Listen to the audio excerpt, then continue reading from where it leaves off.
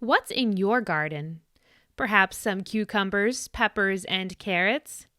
But did you know okra, gilo, or purslane, which are vegetables not native to the Cape, can easily be grown in our soil? The Barnstable County's Cape Cod Cooperative Extension, along with other community members, are now growing these crops through the Cultural Community Garden Program, which is a chance to provide ethnic food to Caribbean and Brazilian-born Cape Codders for the first time ever. So when I first became the food access coordinator for Barnstable County, I started speaking with some of my friends from the community, and one of my friends is from Haiti. And so we had a really great conversation about what life was like when you first come to the Cape after moving from another country. And we were talking about a lot of the hardships, and one of the biggest barriers was trying to find food that was culturally appropriate and something that people from other countries were familiar with. And so my friend Naomi and I, who's from Haiti, we were talking about what could we do to make a difference. And so we decided as a group to start growing Brazilian crops, and then also crops that are from Haiti as well, and that most likely aren't found in food pantries or in our grocery stores here locally. This project, made possible by a grant from the Massachusetts Department of Agriculture and other local sponsors, has created 4 ethnic community gardens across Cape Cod. Faith Assembly of God Church was grateful for the opportunity to host one of these gardens. It's important to us on multiple reasons. One, we have a kitchen here already that serves folks who are food insecure, and so that was important, just the whole aspect of food and food access on the Cape. It's also important to us because we also have a daycare, and our daycare is very diverse as far as ethnicities.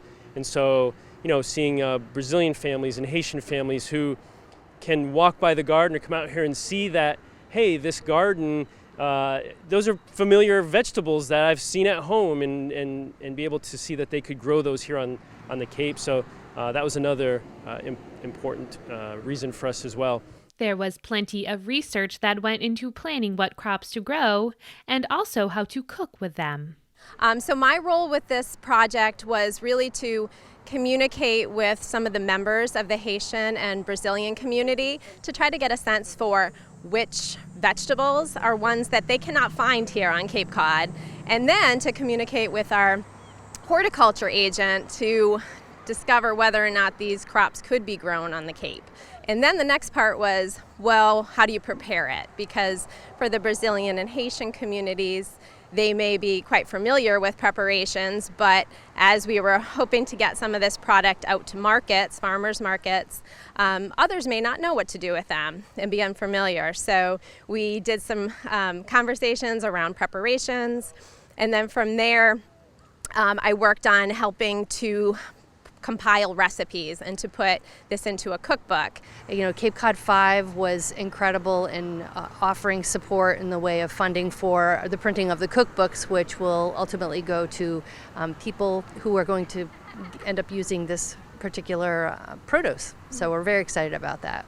These gardens will also provide an opportunity for Cape Codders to explore new dishes from different cultures. I think the diversity of the plants going to different ethnicities, but also hopefully trickling down to some of us who are also unfamiliar with some of these foods. Oftentimes, I know for me, I tend to just eat what's local, and I miss out on some of the flavors from other cultures. And this could be a benefit to Cape Codders in that they can experience some great flavors from around the world without actually having to leave the Cape. For 2022, there are plans to expand the variety of crops to include more cultures. It's been successful so far, and round 1 for 2022 for the MDAR Buy Local grant came up, and we submitted another proposal so that we can carry on these ethnic gardens and also touch on the different demographics here on the Cape. So it's sort of a program that's come full circle, from educating the public to now making local food accessible and letting people know how to use it and utilize it. For more information, visit capecodextension.org. For Cape Media News, I'm Emily Tellick.